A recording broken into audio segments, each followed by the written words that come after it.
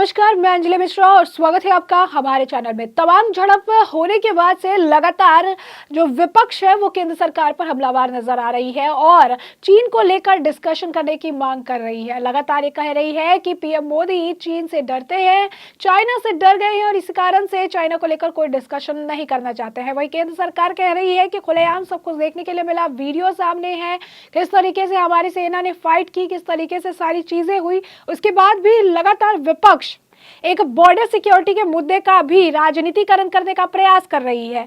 तो अभी इसी लेकर अब आपको बता दें कि कांग्रेस की तरफ से तरह तरह की टिप्पणी देखने के लिए मिल रही है। सोनिया गांधी ने तो यहां तक टिप्पणी कर दी कि केंद्र सरकार अपने बलबूते के दम पे जुडिशरी को भी दबाने का प्रयास कर रही है, जिसे अनुचित भी करार दिया गया। उनके बयान को लेकर जगदीप धनखड़ जो है सभापति, उन्होंने भी कहा कि इस तरीके के बयान देना उनके जैसे एक वरिष्ठ, आपको बता दें कि पोजीशन होल्ड करने वाले व्यक्ति के लिए सही बात नहीं है। उन्होंने कहा था कि जो है उनका बयान था कि न्यायपालिका को कमजोर करने का प्रयास किया जा रहा है। उन्होंने कहा था, आरोप लगाया था कि केंद्र सरकार सुनियोजित ढंग से न्यायपालिका को प्राधिकार के कमजोर करने का प्रयास कर रही है, जो बहुत ही परेशान करने वाला घटनाक्रम है।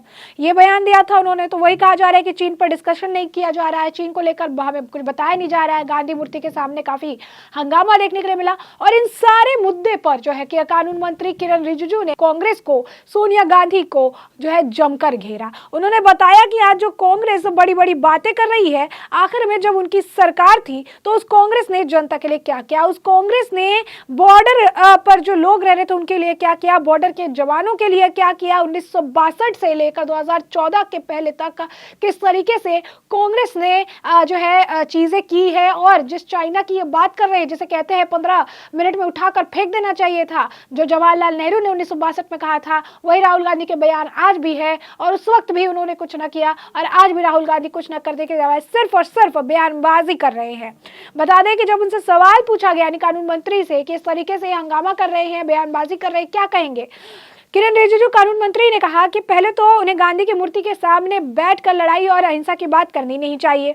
दूसरा, जब सीमा के बारे में बात करते हैं तो कांग्रेस पार्टी जब सीमा से जुड़ा हुआ, बॉर्डर से जुड़ा हुआ कोई मुद्दा उठाते हैं तो मुझे बहुत ही ज्यादा अफसोस होता है। उन्होंने कहा कि मुझे, क्योंकि मैं जिस जगह से मैं सांसद चुनकर आया हूँ, मैं जब जवान सांसद था, जब यंग था, तो फिर मैं पैदल चलता था, क्योंकि वहां पर बॉर्डर एरिया में ना गाड़ी की सुविधा थी, ना घोड़ा की सुविधा थी, ना किसी चीज की सुविधा थी।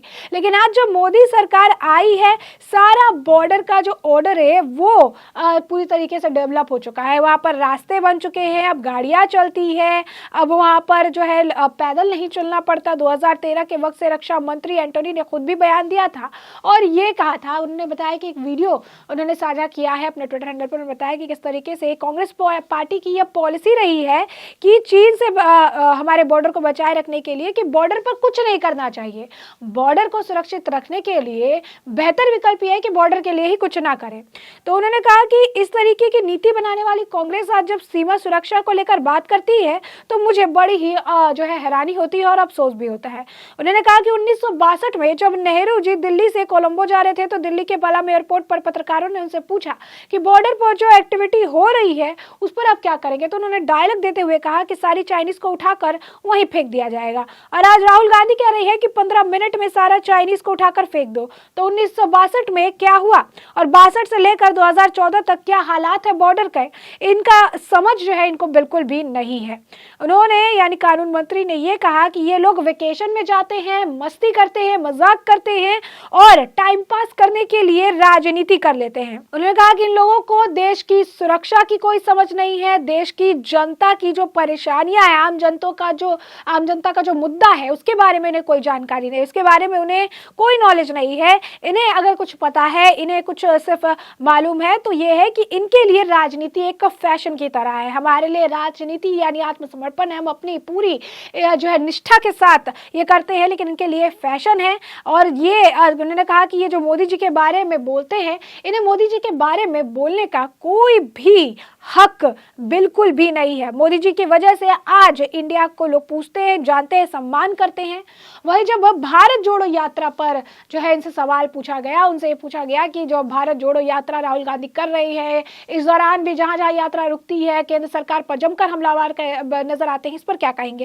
कानून मंत्री ने कहा कि राहुल गांधी की सोच में भारत की एकता की समझ ही नहीं है, तो भारत क्या जोड़ेंगे। वो अब इस यात्रा को भारत जोड़ो का नाम दे रहे हैं, तो कुछ किया तो नहीं जा सकता, ना ही कुछ कहा जा सकता है। लेकिन तमिलनाडु में जाएंगे तो कहेंगे कि तमिलनाडु अलग है देश से, कश्मीर जाएंगे तो बोलेंगे कि कश्मीर अलग है।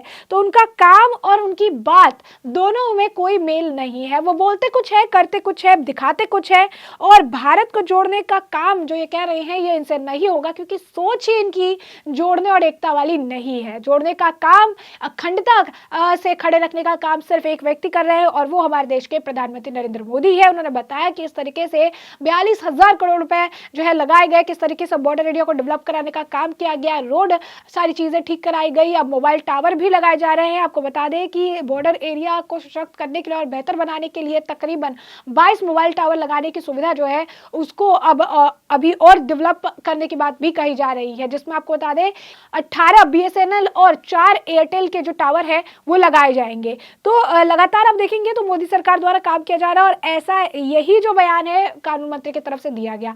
वहीं उन्होंने सोनिया गांधी के बयान पर भी तंज कसा। उन्होंने इलाहाबाद हाई कोर्ट से लेकर कई सारे मामले उठाए, और उन्होंने कहा कि ये जुडिशरी की ये बात करती है इंदिरा गांधी के समय पे, जब इन्होंने इमरजेंसी लागू किया, जब इन्होंने सारे विपक्ष को जेल में डाल दिया, जब इन्होंने अपने हिसाब से काम कराना शुरू कर दिया, उस वक्त के सबसे ज्यादा निडर जो जज थे, उन्होंने नाम भी जज का लिया, उन्होंने कहा कि जज थे, उन्होंने जब उनके हिसाब से काम नहीं किया तो उनका ट्रांसफर करवा दिया गया। तो जब ये जुडिशरी की बात करते हैं कि केंद्र सरकार जुडिशरी को दबाती है, तो इन्हें यह देखना चाहिए कि इन्होंने अपने पुराने पास्ट में क्या सारी चीजें की है। उन्होंने कहा कि मेरे को चीफ जस्टिस ऑफ इंडिया के साथ भी बहुत कॉर्डियल रिलेशन है, हम अगर सवाल उठाते हैं या चीजें करते हैं तो वो हमारी आपसी चीजें हैं कि हम करते हैं, बोलते हैं, और फिर वो चीजें हम आपस में सॉर्ट आउट भी करते हैं। इसका मतलब ये नहीं है कि मेरे मन में सुप्रीम कोर्ट के लिए कोई सम्मान नहीं है, सुप्रीम कोर्ट की चीजें हम नहीं मानते हैं। सुप्रीम कोर्ट एपेक्स कोर्ट है, उसकी बात मानना, उसकी चीजें करना ये हमारी भी रिस्पॉन्सिबिलिटी है। उन्होंने कहा कि जब मैं कानून मंत्री बना तो मैंने ये सुनिश्चित किया कि आज जो है सारे जो जजेस हैं, जो आज जज होते हैं, जो बनते हैं, जो रिटायरमेंट होती है, उन्हें रिटायरमेंट के बाद सारी सुविधाएं दी जाए, उनकी सुविधाओं में कोई दिक्कत ना है। आज मेरी रिटायरमेंट हो जाएगी तो मुझे वो सारी सुविधाएं शायद ज्यादा ना मिले, मुझे पेंशन के सिवाय मुझे कुछ नहीं मिलेगा, मुझे पेंशन मिलेगा सिर्फ, लेकिन जज के लिए ये सुविधाएं हमारी सरकार में आने के बाद हमने किया कि इनकी रिटायरमेंट के बाद भी उन्हें गाड़ी, रहने की सुविधा, खाने की सुविधा, सारी जो एक जो प्रोवाइड हम कर रहे थे, जो जज के दौरान उनको जो सारी सेवाएं दी जा रही थी, उनके रिटायरमेंट के बाद भी वो कई सारी सेवाएं उन्हें दी जाएगी। तो ये हमारे वक्त में काम किया गया।